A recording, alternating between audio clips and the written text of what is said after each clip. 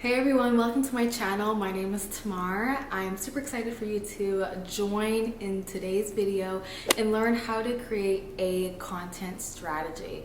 So you're a creator and you are struggling with how to come up with an effective strategy so you can attain your content goals. One thing I want to inform you creators is that in this video, I'm gonna lay out the framework that's involved with creating a strategy, because strategy is definitely objective. It is always tailored towards what your goals are, what you're wanting to achieve.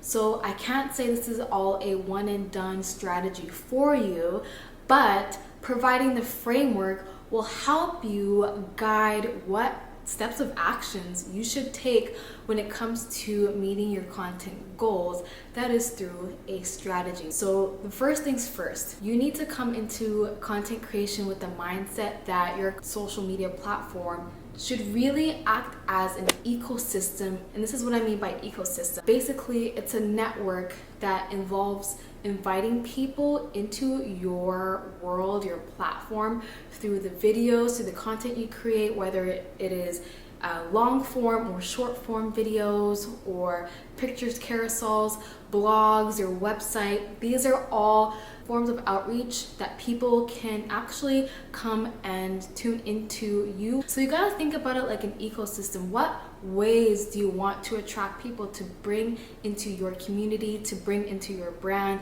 to bring into more of what you offer? As a creator business owner, you definitely want to start somewhere, but with the mindset of I'm building an ecosystem, I'm building a network of where people can find me and reach me. So the next part is post content that falls within, let's call it purpose buckets. So basically these are buckets or categories that your content falls into.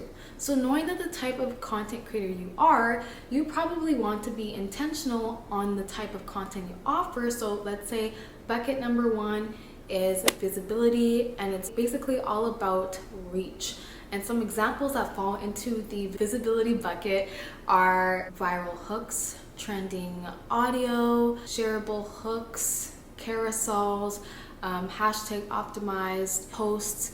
Basically, content that allows you to gain visibility through what's already catching attention, right? But then the second bucket is trust. So this is more so about nurturing your existing community and building a bond. So it's less about the reach, but more of the depth. And through that, some examples of content you probably want to create in this bucket of trust are some of your vulnerable moments, some vulnerable storytelling or behind the scenes, teaching something valuable, brand values or testimonials.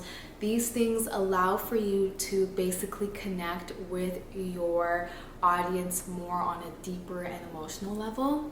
And then the next bucket is conversion. So let's say you're a creator and obviously you have the intent to offer people something of value that does involve a cost. So in this bucket, it is designed for you to want to guide people to take specific actions. So some content examples in this include offers and promos, launch announcements, client transformations, some heavy CTA or call to action content, DM me to apply, or some link in bio reminders. So these are all geared towards steps that you want people to take to get right into your offer. So the amazing thing about these purpose buckets is that it helps you to sound less redundant with your content, to allow a mix to take place, and for you to actually effectively reach your audience with what you have to offer and share. So when it comes to building your content flow, or maybe you want to call it content calendar.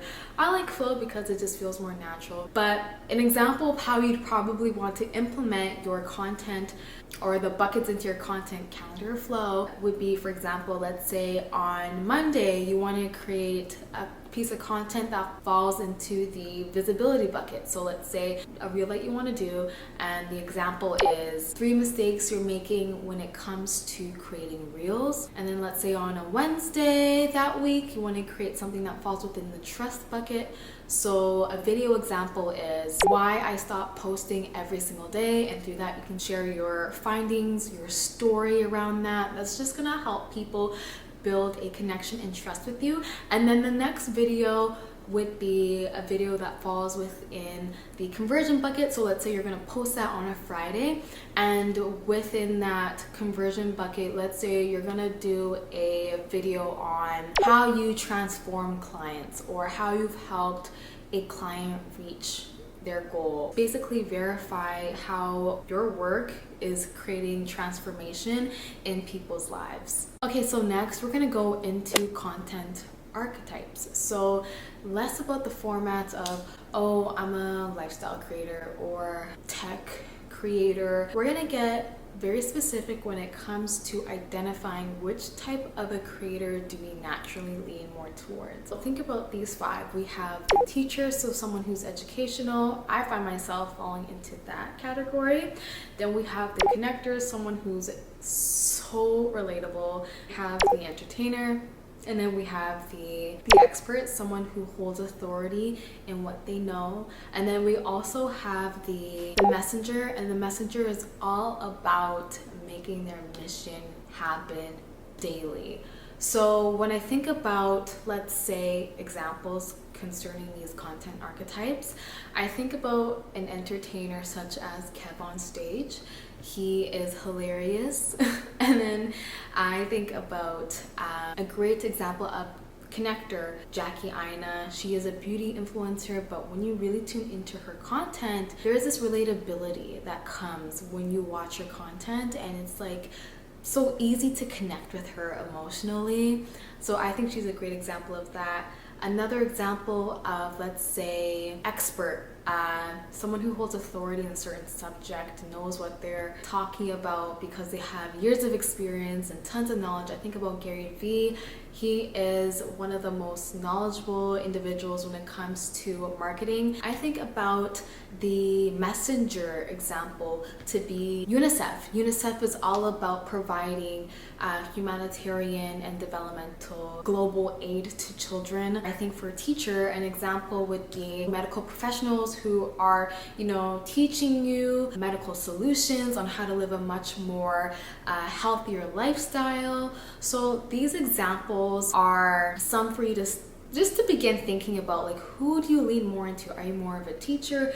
Are you more of a connector? Are you an entertainer? Are you someone who, is a messenger? You're on mission to share values consistently around what your mission is all about. Are you the expert? Do you know something to the T, like inside and out? You're able to break complex ideas and simplify it so that even a 6-year-old could understand. Now, based on these archetypes, you kind of want to think about what is your main content format. So it doesn't mean that you stick to reels and reels only. I mean, you can do that, but you have this natural lean towards a certain content format, but you're also someone who mixes it up with some, let's say, carousels, some, single photo posts. I think about KevOnStage, the entertainer. He's always posting reels. And because he's an entertainer, you want people to engage with your content, and so it's a natural result that people are commenting, sharing funny experiences of their own, they're liking, they're sharing the funny content that KevOnStage posts. But the thing is, though he posts literally like 80 to 90% reels on his page, it doesn't negate the fact that he posts carousels of him, maybe doing some behind the scenes work. He knows what his natural content format is, right? Think about the teacher content archetype. So that teacher is someone who probably leans towards carousel, so they can put in educational points and format it in a way that people can read and even save it so that they can refer back to it. So maybe that content creator, the teacher, they would have majority of their content in carousels, but it doesn't negate the fact that they're gonna mix it up with some reels. They're just gonna mostly do carousels. So think about, okay, what do I naturally lean into with the type of content archetype that I also naturally fall into, and how do I mix it with the purpose bucket? So let's say you're the entertainer, you want to definitely be able to build invisibility. So you're going to create a reel, and reels bring in engagement. And with that reel, you want to be able to basically widen your reach. You want to reach new audience members as well. So you're going to hop onto something that's trending. You're probably going to hop onto something that's going to definitely bring that entertainment element so that you can definitely increase your engagement metrics.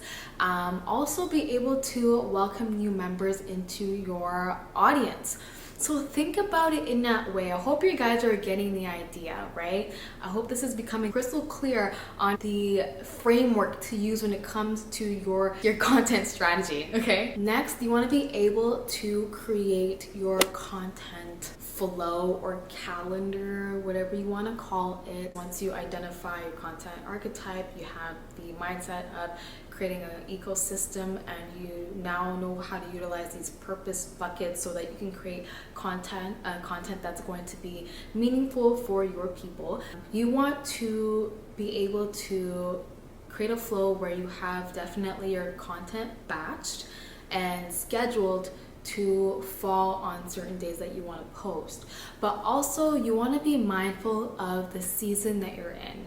You want to be mindful of the content that you're posting. Is it relevant? Because let's say, the fall season is coming up. You want to be able to post content that is relevant in the times that you're in as well. I'm not saying as a tech creator, you gotta create something fall related, but let's say it makes more sense for you as a food creator to start thinking about themes. Start to think about themes that align with the autumn season. So maybe you want to do a theme of pumpkin spice, how to make your homemade pumpkin spice latte or pumpkin spice muffins or pumpkin spice cookies. You know what I mean? It's something that's relevant, that falls within the times that we're in right now. Maybe with tech, obviously with AI being such an advancing factor in the tech world, because there's always a new AI this and that coming out. So you definitely want to stay in tune with what's happening in the world of technology and to be relevant, right? So creating a flow that really is relevant, that has you organized, a flow of content that just also is meaningful for your audience as well. You want something that's going to land with them very well. So how are we going to know that something lands with them very well?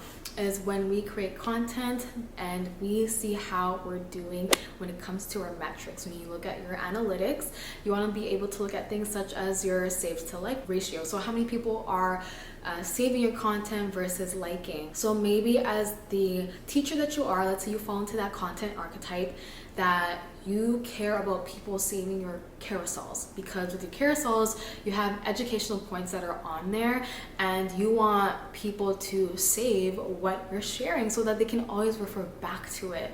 And you're finding maybe in one post a lot more people are saving this certain type of carousel versus the last carousel you posted. And you want to be able to study, why are people saving this, saving carousel A over carousel B? What are people saying in the comments of carousel A versus carousel B? Why are there more likes? So you want to be able to investigate, to research, and don't get scared with analytics.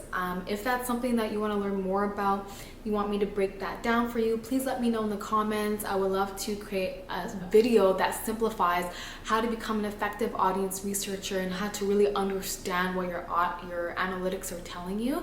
So let me know in the comments below. But nonetheless, you want to be able to really read how effective your content is. Your analytics tells you whether your content is landing well with people or it's not. And when it comes to content, there's always room to improve. Even the best out of the best, they're always looking for ways how to better reach their audience members. So guys, that is the framework when it comes to building an effective content strategy. I hope that this video was indeed helpful for you and that you're able to have a more clear picture on how you should strategize your content creation. I'm really excited for you guys to take this and implement this, and as an extra help, I've created a strategy playbook for you that is completely free. It is a guide that you can use to refer when it comes to creating your content, building your whole content strategy. If you want more videos like this, subscribe to this channel, like this video, and comment away what are your thoughts from this video. What did you understand more of? Let me know how this video is doing for you. I hope to see you guys in the next video. Any questions, comments, concerns, let me know, and I'll see you next time. Take care. Bye-bye.